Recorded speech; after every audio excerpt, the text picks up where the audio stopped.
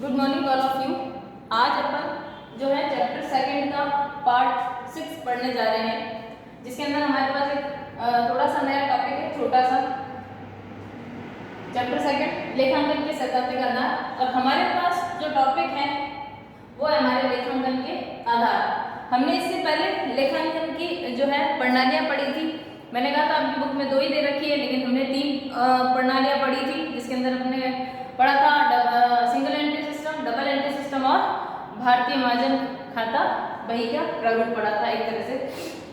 Next देखिए, हमारे पास है लेखांकन के आधार। लेखांकन के आधार का मतलब होता है कि हम जो ये पूरी अकाउंटिंग करते हैं उसका बेस क्या होता है, किस बेस पे करते हैं। तो अगर थोड़ा सा अगर अपन दिमाग लगाए तो हम पता कर सकते हैं। मैंने आपको स्टार्टिंग में जब हम इंट्रोडक्शन पढ़ रहे थे अकाउंटिंग का, तो हमने कहा था कि हम सिर्फ करंट ईयर के डाटा लेते हैं, चाहे वो हमको मिले हो और चाहे ना मिले हो। यानी कि कुल मिला के हमने कहा था कि लेखांकन का जो आधार है हम ये कह सकते हैं अकॉर्डिंग टू रूल कि भाई 2 बेस होते हैं, नगद और उपार्जन। नगद यानी कि किसी भी प्रकार का कैश लेन देन होगा तो हम उसको लिखेंगे। आगे हम कैश बुक पढ़ेंगे, टाइप्स ऑफ कैश बुक पढ़ेंगे, यानी रोकड़ बही के प्रकार पढ़ेंगे। तो देखिए नगद यानी कि व्यापार, देखिए जब भी आप व्यापार या एक दुकान लेकर बैठते हैं, आप इमेजिन कर सकते हैं कि हम 2 तरह के ट्रांजेक्शन करेंगे, या तो कैश या उधार। भाई नगद जो पैसे दे जाएगा और चीज ले जाएगा, उसे मोस्ट ऑफ जो छोटे व्यापारी वो मेंशन ही नहीं करते। दूसरा क्या ट्रांजेक्शन हो सकता है, आपके पास कोई बंदा है और कहते हैं, जैसे मान लीजिए अगर हम एग्जांपल लेते हैं, आप किराने की दुकान होती है जो मोस्टली वहाँ लोगों के खाते चलते हैं। आपने सुना होगा लोगों को कहते हुए कि आप सामान ले आओ, मेरा वहाँ खाता चलता है, लिखवा देना। ठीक है, इसका मतलब क्या होगा, क्या वो आपको वस्तु उधार बेच रहा है या नहीं? उधार बेच रहा है तभी तो आप उसको लिखवा पा रहे हो। तो अगर हम इनडायरेक्टली भी समझे तो भी हम ये कह सकते हैं हमारे लेखांकन या हमारे व्यापार में 2 तरह के व्यवहार होते हैं, या तो नगद व्यवहार होगा या फिर उधार व्यवहार होगा, लेकिन हमें दोनों को ही लिखना पड़ेगा। हम ऐसा नहीं कह सकते कि सिर्फ जो कैश आया है, कैश की जो अकाउंटिंग है सिर्फ वही करेंगे। नहीं, नगद भी तो सेल तो हुई है ना, पैसा आएगा बाद में आएगा, लेकिन सेलिंग तो हुई है। तो वही बात यहाँ पर ये कहना चाह रहा है कि हमारे लेखांकन का आधार मुख्य रूप से 2 प्रकार होता है, नगद और उपार्जन। उपार्जन का क्या मतलब होता है?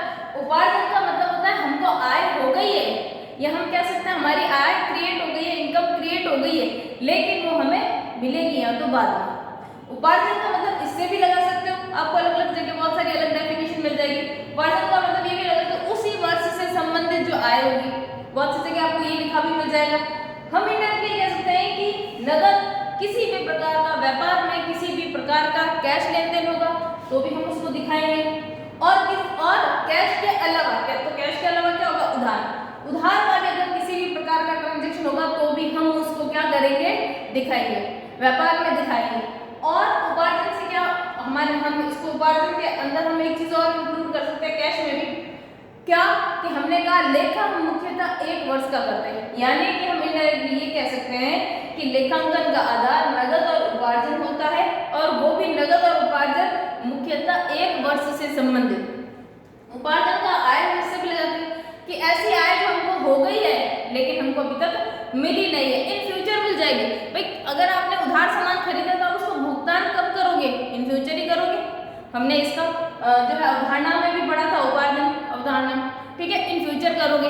अगर आपने किसी को सेवाएं दे दी तो आपको इनकम कब मिलेगी, इन फ्यूचर मिलेगी, यही होगा। तो क्या होगा, इन फ्यूचर या तो हम खर्चे पे करेंगे या हम इनकम करेंगे। तो हमारे पास दोनों ही आधार होंगे लेखांकन करने, यानी हम नगद व्यवहार भी लिखेंगे और उधार व्यवहार भी। उधार व्यवहार में हम किसी को पे भी कर सकते हैं और हम किसी से ले भी सकते हैं। और इम्पोर्टेंट बात क्या, हम हमारी उपार्जन यानी कि व्यापार की उपार्जन कब मानी जाएगी, जब उस पर वैधानिक अधिकार हो जाता है। जैसे अगर आप किसी डॉक्टर के पास गए, आपने उनको कहा मैं बाद में फीस दे दूंगा, आपने उसको दिखा दिया, तो क्या हुआ, आपने डॉक्टर ने अपनी सेवा दे दी, वो आप में फीस मांगता है, वैधानिक रूप से अधिकार है क्योंकि उसने आपको सेवा दी है। ठीक है, अगर आपको जैसे स्कूल की फीस पेंडिंग है, आप कह दो मैं तो पिछले जो है 2 महीने स्कूल नहीं आया, ठीक है, लेकिन आपको सेवाएं तो दी गई, इसलिए लायबल है आप उसको पे करने के लिए, और आपके संस्थान का अधिकार है लीगली इसको प्राप्त करने का। इसीलिए आप लोगों ने देखा होगा कि बहुत बार ऐसा होता है जो टीसी अगर अगर आपकी कटती है तो फीस पेंडिंग होती है तो आपको नहीं मिलती, वैधानिक रूप से अधिकार है क्योंकि आपको सेवा दी गई। ऐसे अगर हम उदाहरण ले लें, अगर आप किसी के जो है घर में किराए पे रह रहे हैं, किराए पे रहने के बाद जैसे ही 1 तारीख हुई आपने कहा होगा किराया ड्यू हो गया। ड्यू होने का क्या मतलब है, हमको उसको देने के लिए जो है बन गया किराया और मकान मालिक हमें पैसा मांगना शुरू हो गया। कब?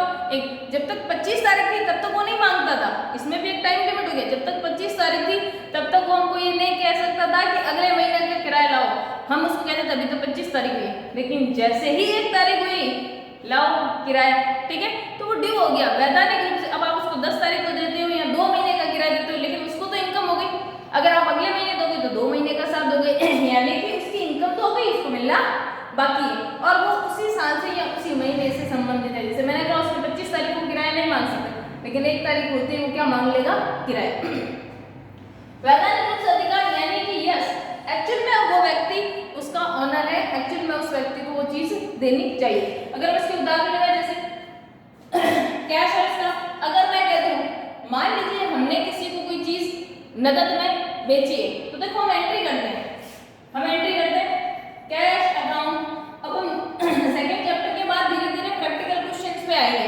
तो देखिए कैश अकाउंट डेबिट टू हम करेंगे सेल्स।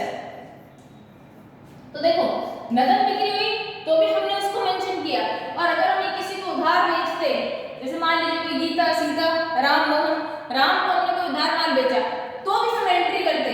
हम कैश के जगह क्या करते थे, राम का नाम क्यों लिख रहे हैं, क्योंकि राम से भी पैसे लेने बाकी हमको याद रहेगा ना, इसीलिए हम कैश। अगर कैश आ जाता तो हमें किसी के नाम की आवश्यकता नहीं होती, लेकिन चूंकि राम से पैसा लेना बाकी है इसलिए हम एंट्री करेंगे Ram account debit to sales. तो देखिए हमने दोनों तरह के व्यवहारों को लिखा, नगद किया तो भी लिखा और उधार बेचा तो भी हमने उसको हमारे अकाउंट्स में मेंशन किया। बात आई समझ में?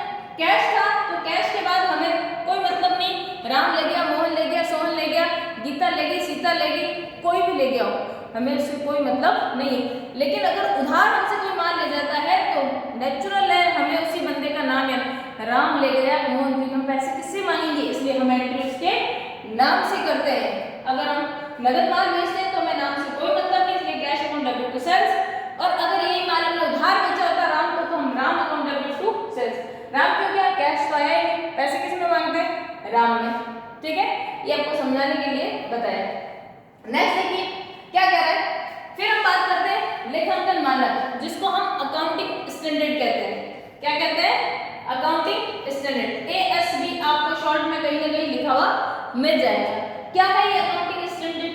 अकाउंटिंग स्टैंडर्ड एक नीतिगत प्रलेख है। नीतिगत प्रलेख का मतलब उसके अंदर कुछ अकाउंटिंग करने के रूल रेगुलेशन दे रखे हैं कि भी लेखा मानक 1 के अनुसार हम ये करेंगे, 2 के अनुसार ये करेंगे या 3 के अनुसार ये।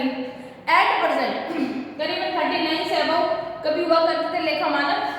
एट प्रेजेंट हम कह सकते हैं कि वर्तमान में हमारे पास 27 लेखा मानक है। आपको इतना डिटेल में नहीं पढ़ना, लेकिन आपके कुछ लेखा मानक दे रखे हैं तो आपको कुछ कुछ इंपॉर्टेंट याद करना है। जैसे पहले में क्या है, वित्तीय विवरण प्रस्तुत करना है। लेखा मानक 2 स्टॉक की कैलकुलेशन करता है। लेखा मानक 3 आपके जो है कैश फ्लो की बात करता है।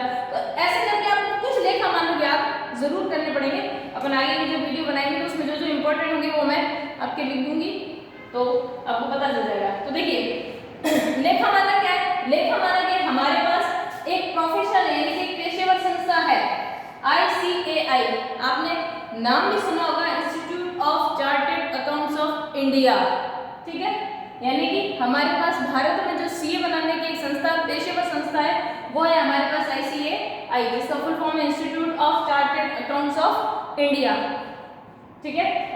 इसके अंतर्गत ये लेखा मानक तय करती है, लेखा मानक जारी करती है, आपके CA की एग्जाम करवाती है, ये सारा काम ये संस्था करती है।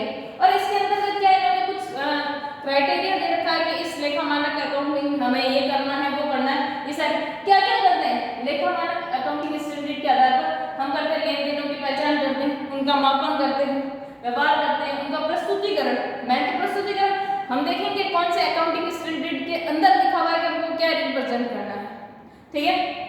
तो ये सारी चीजें कह रहा प्रस्तुतिकरण, प्रकटीकरण, एकरूपता, और ये सारे अकाउंटिंग स्टैंडर्ड हम फॉलो क्यों करते हैं, हम एक रूपता लाने के लिए, यानी कि सभी संस्थाएं जो है एक तरीके से काम करे, एक रूल को फॉलो करते हुए। फिर क्या करें और क्यों हम ये लागू करते हैं, ये इंपॉर्टेंट बात है। गुणात्मक विशेषता, क्वालिटी, अगर आपकी चीज कोई ढंग से मेंटेन होगी तो नेचुरली आपकी उसमें क्वालिटी दिखती है कि गुणात्मक विशेषता, यस हम ढंग से अकाउंटिंग स्टैंडर्ड फॉलो करते हुए हम हमारे संस्थानों के लेखे रखते हैं। तो ये सारे रूल और आपके ऊपर इसमें थोड़ा सा दे रखा है इसकी सीमा ये है कि भाई लोचशीलता नहीं है, ठीक है। अकाउंटिंग जो रूल रेगुलेशन उसके अकॉर्डिंग फॉलो करने पड़ते हैं, जिसको पता होगा वो उसको सही से फॉलो कर पाएगा। ये सारी विषय आपकी सीमाएं आ जाएगी। अगर इसके लाभ को पढ़ेंगे, क्योंकि ये चैप्टर थोड़ा थ्योरेटिकल है और आप पढ़ सकते हो इसको। अगर आप लाभ की बात करेंगे तो लाभ ये कि एकरूपता लाएंगे, समानता लाएंगे और भी गुणात्मक विशेषताएं हमारी इसके अंदर हो जाएगी। इसके बाद एक और टॉपिक आएगा आपका लेखा मानक की प्रतियोजना, यानी कि किन पर लागू होते हैं। बहुत सी ऐसी ट्रस्ट संस्थाएं हैं उन पर ये लागू नहीं होते, लेकिन जितनी भी व्यापारिक संस्थाएं होगी उन पर लागू होगा। जैसे हम पढ़ेंगे एनपीओ वगैरह होते हैं, उनके ऊपर थोड़े अलाभकारी संस्थाएं हैं उन पर थोड़े कम ये रूल लागू होते हैं।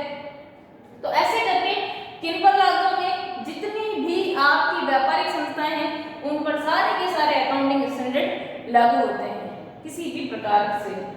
और किस पर लागू नहीं होंगे, जो जैसे कुछ संस्थाएं होगी या कुछ हमारे रूल रेगुलेशन में जिन संस्थाओं के बारे में हमको मेंशन होगा उन सभी के बारे में ये रूल रेगुलेशन लागू नहीं होंगे। तो एक छोटा सा टॉपिक है, इसके बाद अपन most of practical accounting standard पढ़ेंगे और उसके बारे में जानेंगे।